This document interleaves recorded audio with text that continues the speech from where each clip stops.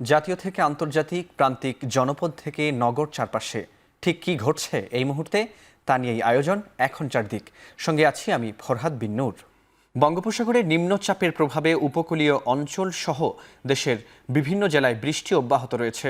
সমুদ্র বন্দরগুলোতে চলছে ৩ নম্বর সতর্ক সংকেত। এ নিয়ে বিস্তারিত জানাতে হাতিয়া থেকে যুক্ত হচ্ছেন সহকর্মী নাসিম শুভ এবং রাজধানী থেকে যুক্ত হচ্ছেন সহকর্মী সানি মৃধা।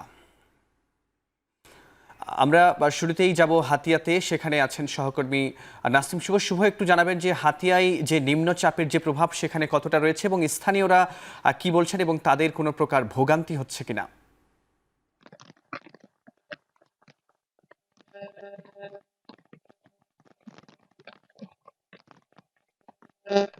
ফরহাদ, বঙ্গোপসাগরে সৃষ্ট যে নিম্নচাপ সেটি কিন্তু ইতিমধ্যে ভয়ঙ্কর রূপ নিয়েছে। আমার পিছনে মেঘনা নদী এবং দেখতে পাচ্ছেন আসলে নদীতে যে জোয়ার তা অন্য সময়ের তুলনায় 5 থেকে 6 ফুট অধিক উচ্চতায় জোয়ার হচ্ছে, যার কারণে কিন্তু নিম্নাঞ্চল গতকালকেও কিছু এলাকায় প্লাবিত হয়েছিল এবং আজ কিন্তু হাতিয়ার বেশ কিছু এলাকায় নিম্নাঞ্চল প্লাবিত হয়েছে এবং অনেকের কাঁচা যে ঘর বাড়ি রয়েছে, ঘরের চাল, এগুলা কিন্তু ইতিমধ্যেই ভেসে গেছে। জোয়ারের পানির সাথে সাথে অনেকের ঘর বাড়ি, ল্যাট্রিন, টিউবওয়েল থেকে শুরু করে অনেক কিছু বিনষ্ট হয়ে গেছে।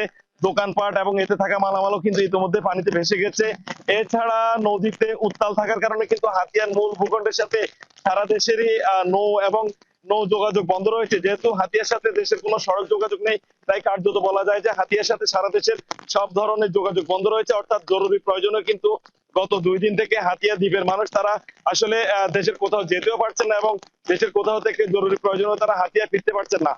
এছাড়া আমি এই মুহূর্তে যেখানে আছি নোয়াখালীর হাতিয়া উপজেলার হরণী ইউনিয়ন, এবং এই হরণী ইউনিয়নে আমার পিছনে কিছু লোকালয় ছিল, এই সকল লোকালয়ও কিন্তু ইতিমধ্যে পানিতে ডুবে গেছে এবং এই সকল ঘর বাড়িতে থাকা যে সকল মানুষ রয়েছেন তারা কিন্তু অন্যের বাড়িতে, দোকানপাটে, মসজিদে আশ্রয় নিয়েছেন, কারণ তাদের ঘর ইতিমধ্যে পানিতে ডুবে গেছে এবং তাদের কিন্তু ঘরে থাকার মতো আসলে কোনো পরিবেশ নেই।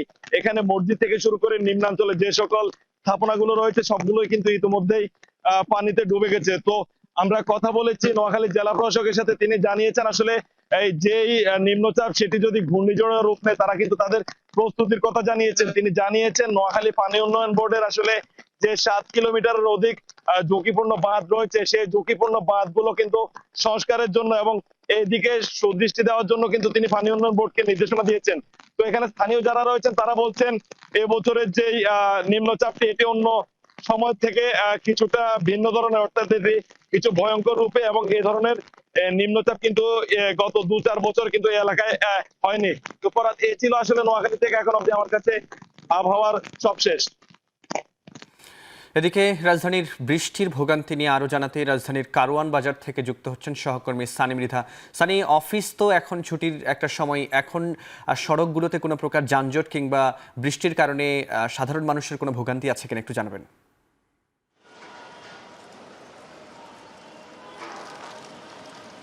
ফরহাদ, আপনি যেমনটা বলছিলেন যে অফিস এখন শেষ সময়, আপনি সেটাই আমরাও দেখছিলাম যে অফিস শেষ হওয়ার পর কিন্তু বৃষ্টির পাশাপাশি যে দমকা হাওয়া হচ্ছে, ভারী বৃষ্টি হচ্ছে এবং সেই কারণে কিন্তু রাজধানীর বিভিন্ন জায়গায় জলাবদ্ধতাও তৈরি হয়েছে। একই সাথে শেষ সময় হওয়াতে কিন্তু ভালো তীব্র যানজটও তৈরি হয়েছে।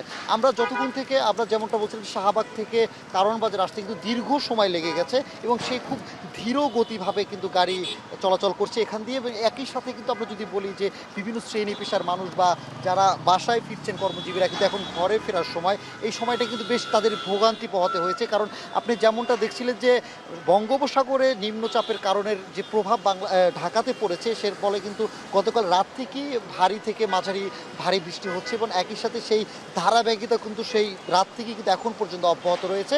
এই এমন অবস্থার মধ্যেই কিন্তু মানুষ কর্মক্ষেত্রে যাচ্ছেন। একই সাথে যারা শ্রমজীবী মানুষ বা নিম্ন শ্রেণীর নিম্নবিত্ত যারা রয়েছেন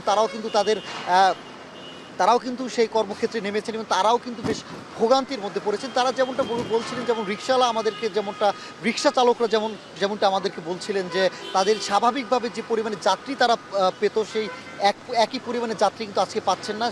এর ফলে কিন্তু পুরোই ভিজেই কিন্তু পুরো দিন পার হওয়ার পরও প্রত্যাশা মতো যাত্রী না পাওয়ায় কিন্তু তারা হতাশা প্রকাশ করেছে। একই সাথে যারা দিনমজুর আছেন তাদের কণ্ঠেও কিন্তু সেরকম অস্বস্তির সুর কিন্তু ছিল। যেমনটা বলি যেহেতু আজকে প্রায় বৃহস্পতিবার সরকারি ছুটির, আগামীকালকে শুক্রবার ছুটির শেষ দিনেও কিন্তু স্কুল কলেজ আজকে খোলা ছিল।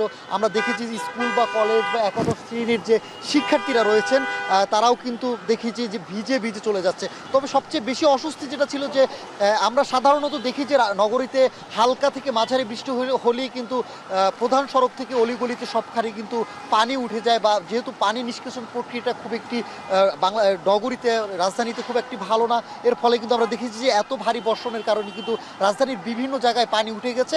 এর কারণে যে স্বাভাবিক যে যানবাহনের যে গতিবিধি ছিল সেটি কিন্তু স্লো হয়ে গেছে। তো একই সাথে বলা যায় যে আজকের এই যে মাঝারি বা টানা বর্ষণের ফলে কিন্তু পুরো নগর জুড়ে কিন্তু একটি ভোগান্তি তৈরি হয়েছে। তো ফরহাদ, এই ছিল সবশেষ আমার কাছে। নোয়াখালীর হাতিয়া থেকে আমাদের সঙ্গে বৃষ্টির খবর জানাতে যুক্ত ছিলেন সহকর্মী নাসিম শুভ এবং রাজধানীর কারওয়ান বাজার থেকে যুক্ত ছিলেন সানি মৃধা। এদিকে বঙ্গোপসাগরে সৃষ্ট নিম্নচাপের কারণে ভারী বৃষ্টিতে বিপর্যস্ত ভারতের পশ্চিমবঙ্গ সহ কয়েকটি রাজ্য। কলকাতা সহ পশ্চিমবঙ্গের 12টি জেলায় জারি করা হয়েছে কমলা সতর্কতা। প্রবল বর্ষণে সেভেন সিস্টার্সের 3 রাজ্য আসাম, ত্রিপুরা ও মিজোরামের কিছু অংশে জারি করা হয়েছে রেড অ্যালার্ট। বৈরী আবহাওয়ায় মিজোরাম ও কর্ণাটকে বন্ধ রয়েছে সব শিক্ষা প্রতিষ্ঠান। এছাড়াও গেল কয়েকদিনের একটানা ভারী বৃষ্টিপাতে মুম্বাই ও দিল্লিতেও হলুদ সতর্কতা জারি করেছে আবহাওয়া দপ্তর। ভারী বৃষ্টির পাশাপাশি ঝড়ো হাওয়া আঘাত হেনেছে কাশ্মীরেও। গাছপালা ভেঙে কেন্দ্রশাসিত অঞ্চলটিতে ক্ষতিগ্রস্ত হয়েছে বেশ কয়েকটি স্থাপনা। এদিকে প্রতিকূল পরিস্থিতিতে সিকিম সফর বাতিল করেছেন প্রধানমন্ত্রী নরেন্দ্র মোদী। ক্রমবর্ধমান শ্রমিক সংকট মোকাবেলায় আগামী 5 বছরে বাংলাদেশ থেকে অন্তত 1 লাখ শ্রমিক নেবে জাপান। জাপানে বাংলাদেশিদের জন্য কর্মসংস্থানের সুযোগ সৃষ্টি করতে অন্তর্বর্তী সরকার প্রয়োজনীয় সব সহযোগিতা করবে বলে জানিয়েছেন প্রধান উপদেষ্টা ডক্টর মোহাম্মদ ইউনূস। টোকিওতে Bangladesh seminar on human resources শীর্ষক এক সেমিনারে প্রধান উপদেষ্টা বলেন, শুধু কাজ করার জন্য নয়, বরং এই সুযোগ জাপানকে জানারও দ্বার উন্মোচন করবে।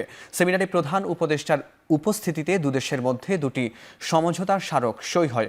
অনুষ্ঠানে জাপানের স্বাস্থ্য, শ্রম ও কল্যাণ মন্ত্রণালয়ের প্রতিমন্ত্রী নিকি হিরোবুমি বলেন, জাপানে জনসংখ্যা কমে যাওয়ায় বাংলাদেশি শ্রমিকদের সহায়তার প্রয়োজন হবে। এদিকে টোকিওতে ডক্টর ইউনূস এবং মালয়েশিয়ার সাবেক প্রধানমন্ত্রী ডক্টর মাহাথির মোহাম্মদের সৌজন্য সাক্ষাৎ হয়েছে। নিক্কেই সম্মেলনের ফাঁকে টোকিওর ইম্পেরিয়াল হোটেলে 2 নেতা সাক্ষাৎ করেন। এ সময় ডক্টর ইউনূস বাংলাদেশে পুনর্গঠন, সুশাসন, যুব উন্নয়ন ও কর্মসংস্থান সৃষ্টির বিষয়ে মাহাথির মোহাম্মদের পরামর্শ চান এবং তাকে ঢাকা সফরের আমন্ত্রণ জানান।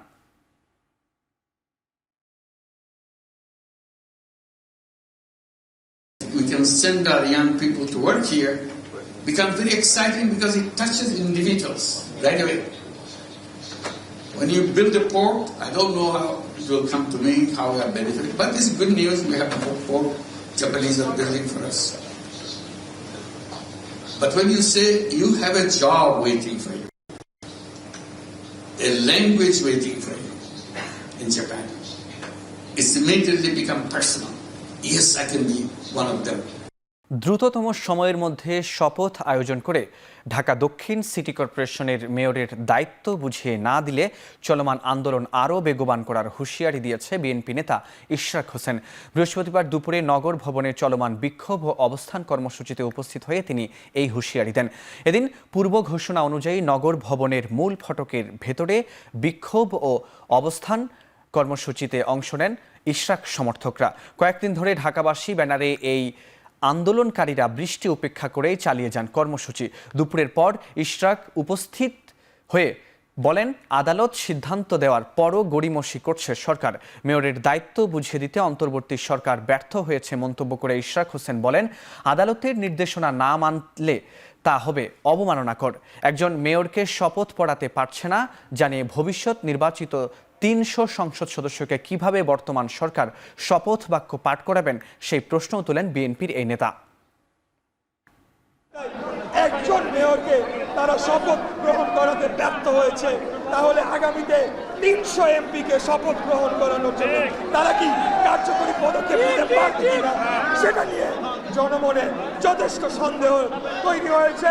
বর্তমান অন্তর্বর্তীকালীন সরকারের সকল পর্যায়ে যারা এটার সাথে সংযুক্ত তাদেরকে শেষবারের মতো আহ্বান জানাবো, আপনারা অবিলম্বে আমার শপথ গ্রহণ অনুষ্ঠানের জন্য পদক্ষেপ নিন, অন্যথায় আগামীকাল থেকে ঢাকা নগরবাসীকে সাথে নিয়ে এই আন্দোলনকে আরো বেগবান করা হবে। নির্বাচিত সরকার থাকলে গণ অভ্যুত্থানে আহতদের চিকিৎসার দায়িত্বে অবহেলা করতে পারত না বলে মন্তব্য করেছেন বিএনপির যুগ্ম মহাসচিব শহীদ উদ্দিন অ্যানি। বৃহস্পতিবার সকালে জুলাই আন্দোলনে চোখ হারানো 4 যুবকের খোঁজ নেওয়া শেষে সোহরাওয়ার্দী উদ্যানে এসব বলেন তিনি। অভিযোগ করেন আহতদের চিকিৎসায় সরকারের আন্তরিকতা পরিলক্ষিত নয়। বলেন বিএনপি নির্বাচন চাই গণতন্ত্রের স্বার্থে, সেই সাথে দ্রুত শেখ হাসিনার বিচার দৃশ্যমান করার দাবি জানান অ্যানি। এ সময় উপস্থিত ছিলেন আমরা বিএনপি পরিবারের আহ্বায়ক আতিকুর রহমান রুমন সহ অন্যান্য সদস্যরা।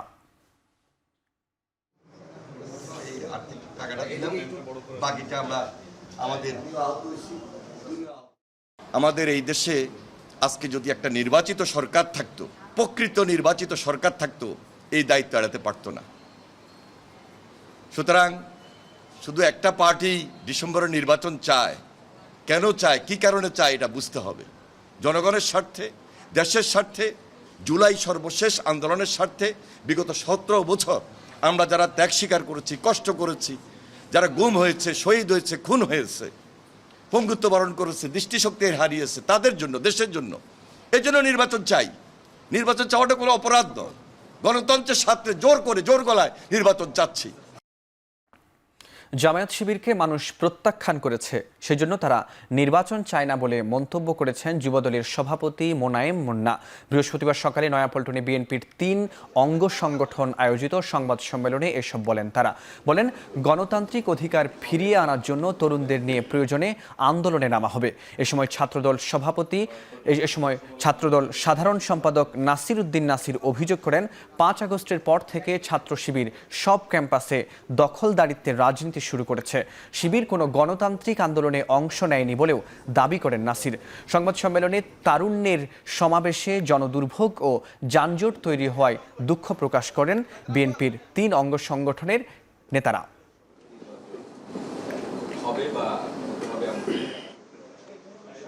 শিবির গত 15.5 বছর ধরে বাংলাদেশে যে গণতান্ত্রিক আন্দোলন হয়েছে, সে গণতান্ত্রিক আন্দোলনগুলোতে তারা শুধুমাত্র তাদের নেতাদের মুক্তির আন্দোলনে তারা শরীক হয়েছে, কিন্তু কোনো গণতান্ত্রিক আন্দোলনে আপনারা দেখেছেন তারা সেভাবে হয়নি। তাদের এই মুনাফিকি রাজনীতিকে বাংলাদেশের মানুষ প্রত্যাখ্যান করেছে। সেই জন্যই তাদের মুরব্বী সংগঠন বাংলাদেশে কোনো নির্বাচন চায় না, কিন্তু নির্বাচনকে দিতেই হবে। মানুষের অধিকারকে ফিরিয়ে আনার জন্য আমরা আন্দোলন করেছি। আমরা এই মানুষকে নিয়েই বাংলাদেশের রাজনীতিতে আবারও মানুষের ভোটের অধিকারকে ফিরিয়ে আনার আন্দোলন করবো ইনশাল্লাহ। বিশ্ব শান্তি প্রতিষ্ঠায় বাংলাদেশ আজ একটি স্বীকৃত এবং অত্যন্ত গ্রহণযোগ্য নাম। দেশের শান্তিরক্ষীগণ জীবনের ঝুঁকি নিয়ে উন্নত প্রশিক্ষণ, মূল্যবোধ, দক্ষতা এবং নিরপেক্ষতার প্রমাণ রেখে সব চ্যালেঞ্জ মোকাবেলায় সর্বদা প্রস্তুত বলে জানিয়েছেন সেনাপ্রধান জেনারেল ওয়াকারুজ্জামান। বৃহস্পতিবার সকালে শেরেবাংলার নগরে বাংলাদেশ চীন মৈত্রী আন্তর্জাতিক সম্মেলন কেন্দ্রে শান্তিরক্ষী দিবস উপলক্ষে আহত শান্তিরক্ষীদের সংবর্ধনা দেওয়া হয়। সংবর্ধনায় অর্থ উপদেষ্টা ডক্টর মোহাম্মদ সালিহুদ্দিন আহমেদ উপস্থিত ছিলেন। এ সময় সেনাপ্রধান বলেন, পুরুষ সদস্যদের পাশাপাশি নারী সদস্যরাও অগ্রণী ভূমিকা পালন করছে। প্রধান অতিথির বক্তব্যে অর্থ উপদেষ্টা বলেন, জাতিসংঘের শান্তিরক্ষা মিশনে সহযোগিতা অব্যাহত রাখবে বাংলাদেশ। বিশ্ব শান্তি প্রতিষ্ঠায় বাংলাদেশ আজ একটি স্বীকৃত এবং অত্যন্ত গ্রহণযোগ্য নাম। সর্বমোট ৫,১১৮ জন শান্তিরক্ষী বিশ্বের বিভিন্ন দেশের 9টি শান্তিরক্ষা মিশনে নিয়োজিত রয়েছে। পুরুষ সদস্যের পাশাপাশি আমাদের নারী শান্তিরক্ষীরাও অগ্রণী ভূমিকা পালন করে চলেছেন। আমাদের শান্তিরক্ষীগণ নিজের জীবনের ঝুঁকি নিয়ে উন্নত প্রশিক্ষণ, নৈতিক মূল্যবোধ দক্ষতা এবং নিরপেক্ষতার প্রমাণ রেখে সকল চ্যালেঞ্জ মোকাবেলায় সর্বদা প্রস্তুত। নোঙরের ২০ বছর পূর্তিতে বাংলাদেশ শিল্পকলা একাডেমির জাতীয় চিত্রশালায় জীবন নদীর শীর্ষক চিত্রকর্ম প্রদর্শিত হয়েছে। প্রদর্শনী নিয়ে আয়োজকরা বলেন, বাংলাদেশের নদীগুলো শুধু জলপ্রবাহ নয়, এগুলো আমাদের জীবনের অংশ, ভালোবাসা, আবার কখনো কখনো শোকের উৎস। এছাড়াও এই দেশের নৌপথের জানমালের নিরাপত্তা নিশ্চিত করতে একটি জাতীয় নদী দিবস ঘোষণা করার দাবি জানান তারা।